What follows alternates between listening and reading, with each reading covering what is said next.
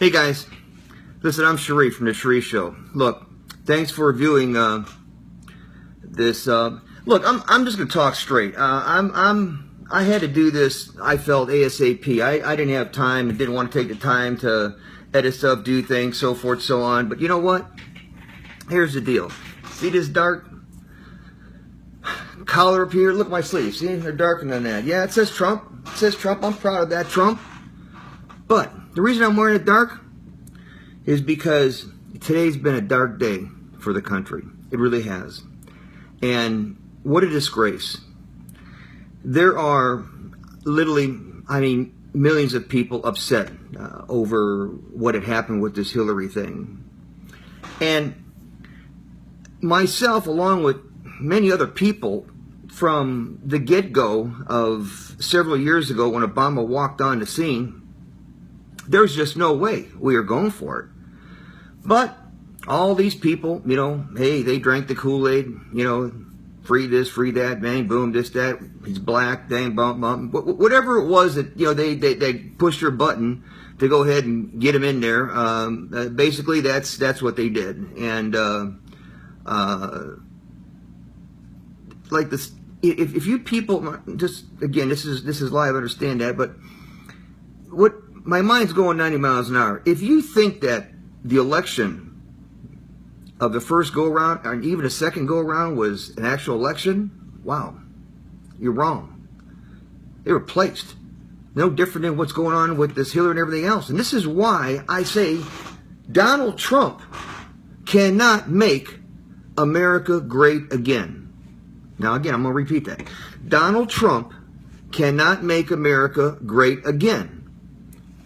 Unless, now that is the operative word here, unless the American people unite and get behind him.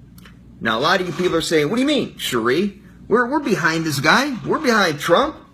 Hell, I'm voting for Trump. I got his shirt. I got this. I got his sign over here. I got bang, boom.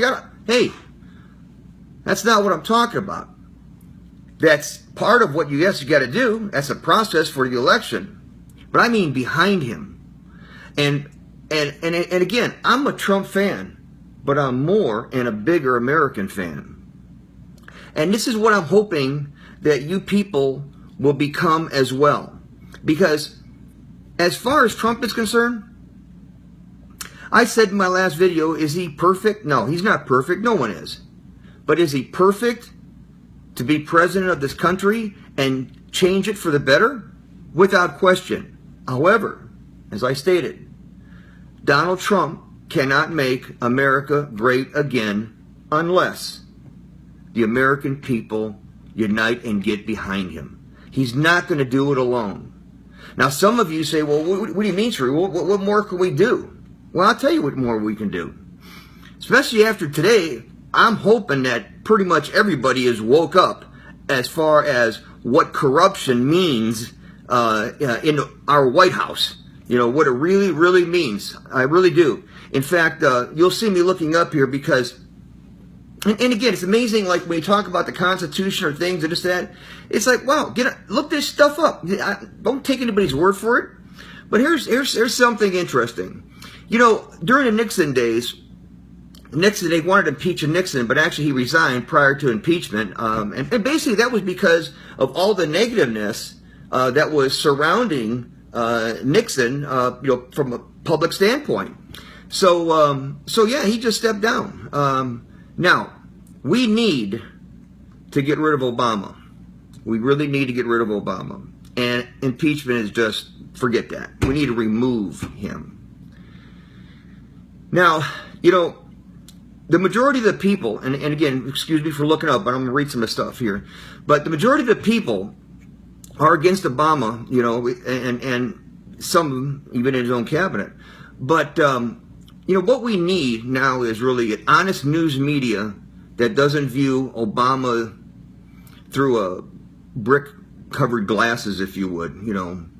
When a person refuses to rely on verbal instructions from liars, don't be surprised they fall into a pit. And that makes a lot of sense, Now, the best way to prevent a person from becoming a dictator is not to put him, I swear it's what it says here, is not to put him into a position in which he could become one. So in other words, it's saying, don't put somebody who could possibly end up as a dictator in a position that we don't want to have a dictator. This is not how our democracy works. It says, our founding fathers in the Constitution, that's why the requirement they had in this, which is Article 2, Section 1, Paragraph 5 states, no person except a natural-born citizen or a citizen of the United States at the time of the adoption of this Constitution shall be eligible to the office of President. Neither shall any person be eligible to that office who shall not have attained to the age of 35 years old and been 14 years as a resident in the United States. Now, according to our Constitution, it says, our founding fathers, because this is right to Obama. It says, first of all, he's a Kenyan citizen. He says his father. Obama's father was a Kenyan citizen and not an American citizen at the time of Obama's birth. So Obama, he's not eligible to be president. Supposedly, Obama was an expert, on the Constitution. Yet he ran for president. Anyways, he knew that. He knew that. I mean, one of the big advantages over, and they listed here, this gentleman, Shear'Ree Arthur, who says our other ineligible person to be declared as president, says, was the fact that Obama was black. And there has a lot to do with that. Whenever you mention anything skin color, right away you want to be labeled as a racist, but if you think about it, they were very shrewd. I mean, they really did a great job of not only suppressing us, but they did a great job of pulling a wool over our eyes that was 90% cotton. I mean, it states here, and I agree, it says, who is going to attack the first president, black president, for being ineligible for presidency? Now, it just screams of racism, would fill the land. That would mean if I accused a person of committing a federal crime like dodging the draft, which Clinton did, by the way, or any other federal crime, I would be a racist. Here, Al Capone committed the federal crime of tax evasion. He says, would I be considered a racist to support his imprisonment at Alcatraz? Of course not. Look, the same applies to Obama's illegal act of considering himself eligible to be president. Not all blacks are federal criminals like those accusing people of being a racist must think, Now, that would not be true racism. But the Constitution and Obama's ineligibility to be president, according to that document, is a clear reason to remove him from the White House. Now, surprisingly, even the conservatives don't use that as a reason to do so. But again, there are many other ways, to move him. Like they talk about impeachment. Well, we're beyond that. So I'm going back, to his ineligibility, and everybody, it's like, oh, it's an old subject. Oh, we went through this before. We went through that before. Look, it's on. You people got to realize something. It is on, and we need to use everything we have in our arsenal, because they are. I mean, this is not, if you think this is going to be a fair election, oh God, I mean, come on, after today, really? You really think that? Now, and a lot of you people I know are surprised about the federal ruling, the FBI's ruling, things like this, so forth, whatever. But my main business for over 50 years has been problems, complaints. I've been involved in assisting many types of lawsuits and things like that and so forth, and throughout the courts, whether it be from a federal or civil.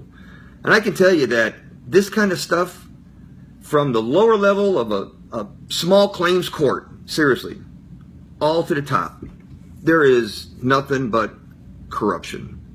Now, people got to say, oh, what, are you saying everybody's corrupt? What I'm saying is the people who control what goes on, yeah, they're corrupt. Now, if this FBI individual says, well, I never did anything wrong in my life, hey, maybe he was threatened. I don't know. I mean, if you look back at the Clintons' histories, wow, there's a lot of mysterious deaths running around those people. So, who knows?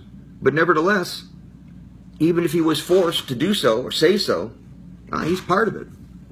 I mean, in all reality, look, we cannot let this country go down, fall into the hands of these pieces of shit that are out there wanting to just take control and have this be some one world order situation. We can't do it. We need to get behind Trump. We need to push this guy. We need to push the people who are in the power. And there's a chain of command. And right now, it's such a shell game, you know, who's on first, what's on second. I'm not really sure who the individual will be at this particular moment, because it changes all the time. But I got to say, it does fall on one of the generals in our military.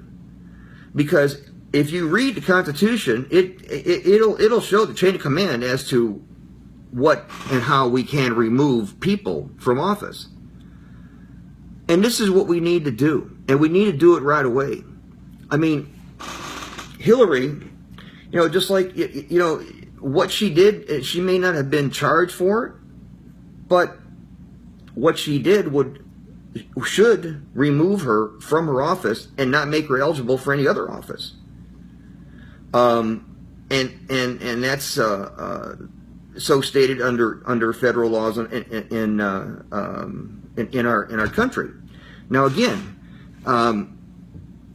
we cannot just sit and be complacent. You read every day people say, "Well, look, you know what? I'm out of a job, or my job hours are cut down, my this, that, whatever." Fine. Then why don't we use that time, and why don't you start writing and looking up and getting behind the people that we need to get behind to remove Obama and his clan out of the White House and in the jail where they belong. I mean, it is without question how many acts of treason that Obama, Hillary, and other people have done and continue to do, amongst other crimes. So what I'm saying is that, look, Donald Trump is not going to make America great on his own. And he's not going to, and again, the voting, now, think about that.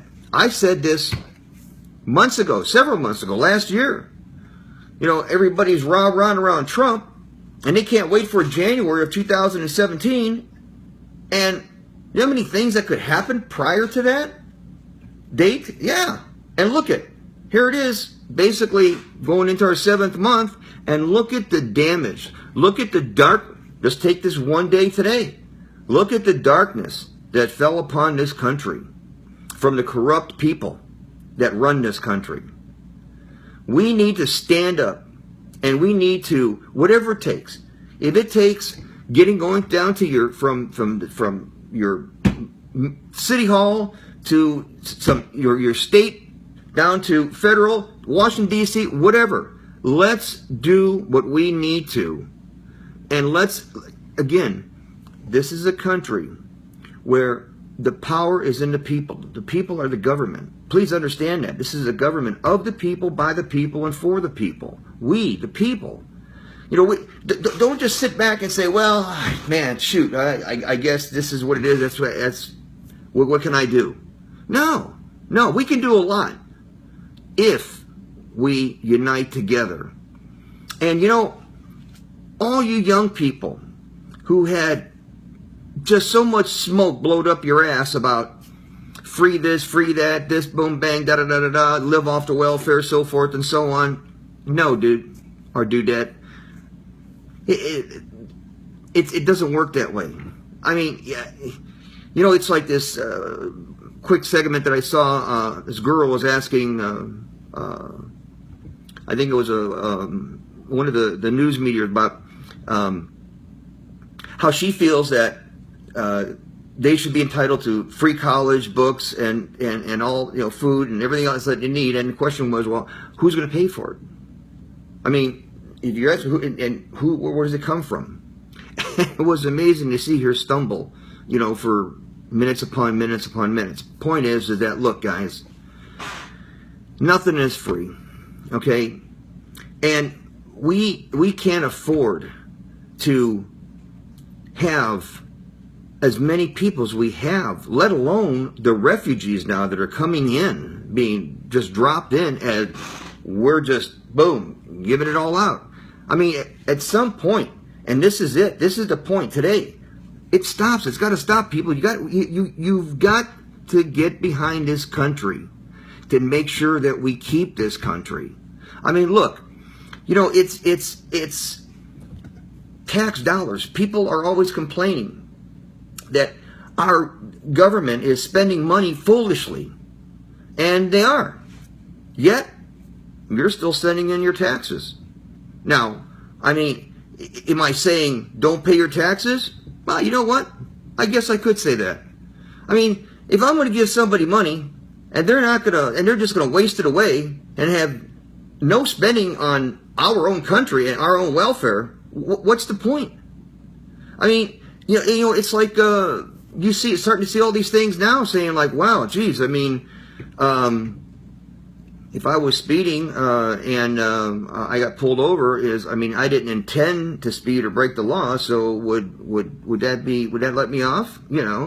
I mean, look at what is at hand. And this is, I never thought that this country would ever come to this. I mean, this is like just almost sci-fi. But here we are. And again, we have to come and become united. Get behind Trump. Because without us, Trump is not going to be able to do nothing. And don't think that, oh, I am behind Trump because come November, I'm voting. Is there going to be a November? And if there is a November, is there going to be an election? And if there is an election, is there going to be an inauguration come January 2017? What I'm saying is that look at what they have already done. And look at the time that they have to even slaughter this country more than what they already have.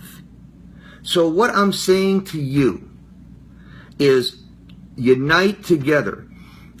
Pass this video around. Pass whatever around that will show people that we need to unite and really get behind. Write your Congress. Do whatever you feel you have to. And again, I'm like this. I believe in let no stone unturned. So whether that's calling, writing, emailing, whether that's organizing campaigns to curtail what's going on in this country, fine. I'm saying whatever it takes. But again, Trump alone can't do it. Trump is a perfect individual for this job. He really is. But without us behind him, really behind him, it's nothing. He might not even make it. I mean, and think about that. I mean, really, I said this once before. I mean, what if something happened to Trump? Whatever that is. Godzilla ate him, he quit, whatever. He just didn't show up. He's gone. Who knows where he's at? Now what? So now what do we do, guys? I'm going to tell you, when I ran for presidency in 1989, I did it because I was so fed up with negative America, crime, loss of jobs, and so forth and so on.